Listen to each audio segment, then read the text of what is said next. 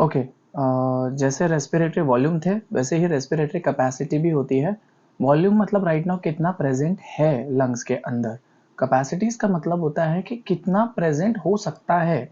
जैसे कि एग्जाम्पल के तौर पे हम नॉर्मली जो सांस लेते हैं उतना हम normally air in and out करते हैं, but that is not the case every time.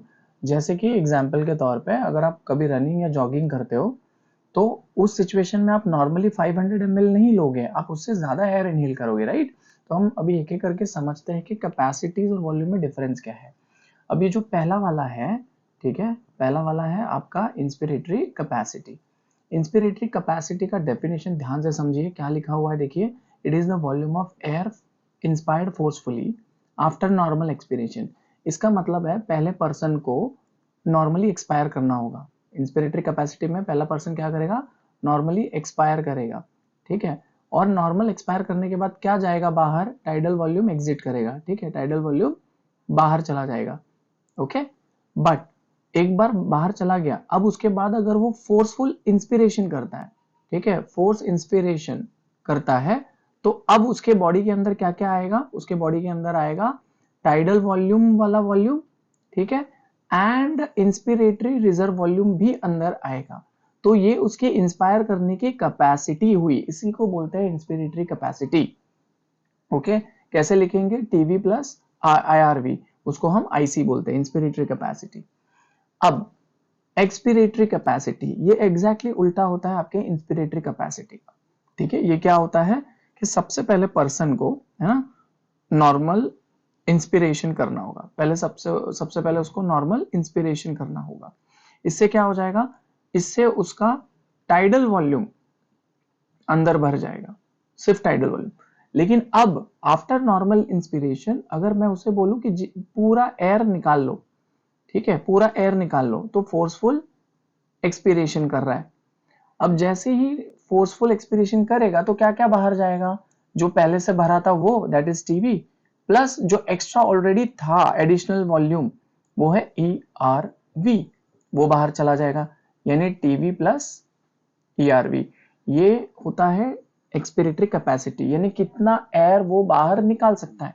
Normally condition में कितना निकलता है, सिर्फ टीवी निकलता है, लेकिन अगर आप फोर्सफुली करके निकालोगे तो टीवी के साथ साथ ई आर वी भी निकलेगा, ये दोनों को प्लस करना है। ओके, अब आते हैं हम वाइटल कैपेसिटी पे।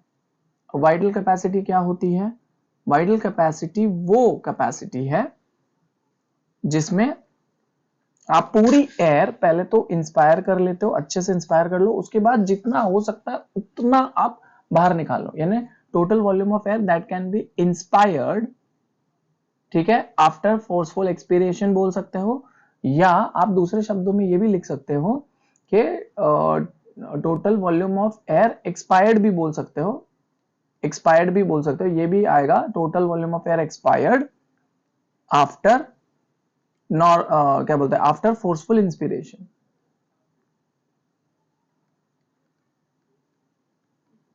तो अगर आपने फोर्सफुल इंस्पिरेशन कर लिया है, ठीक है, और उसके बाद आप जितना भी एयर बाहर निकाल रहे हो, क्या क्या जाएगा, टीवी जाएगा, आईआरवी जाएगा और ईआरवी जाएगा, ठीक है, आईआरवी गया, टीवी गया, ईआरवी गया, लेकिन क्या नहीं गया, आरवी नहीं गया। तो जितना भी ये मैंने पिंक में लिखा है उसी को कहते हैं वाइटल कैपेसिटी, यानी मैक्सिमम कैपेसिटी जो आप ब्रीदिंग में नॉर्मल या स्ट्रीनियस एक्सरसाइज के टाइम पे जैसे भी यूज कर रहे हो, यही तीन वॉल्यूम्स को आप यूज करते हो। आरवी जो कि एक ऐसा वॉल्यूम है जिसको तुम कितना भी एक्सपायर कर लो नहीं निकलता, वो इसमें इन्वॉल्व नहीं होता। उसके बाद आता है हमारा नेक्स्ट टोटल लंग कैपेसिटी। अब टोटल लंग कैपेसिटी क्या होता है, जितना भी एयर है, चाहे तुम ब्रीद कर रहे हो, यूज कर रहे हो, या आरवी जैसा रेसिडुअल वॉल्यूम जो ऐसे ही पड़ा हुआ है आपके लंग्स में, ये पूरे को एक साथ टोटल करोगे तो आपको टोटल लंग कैपेसिटी मिलेगी।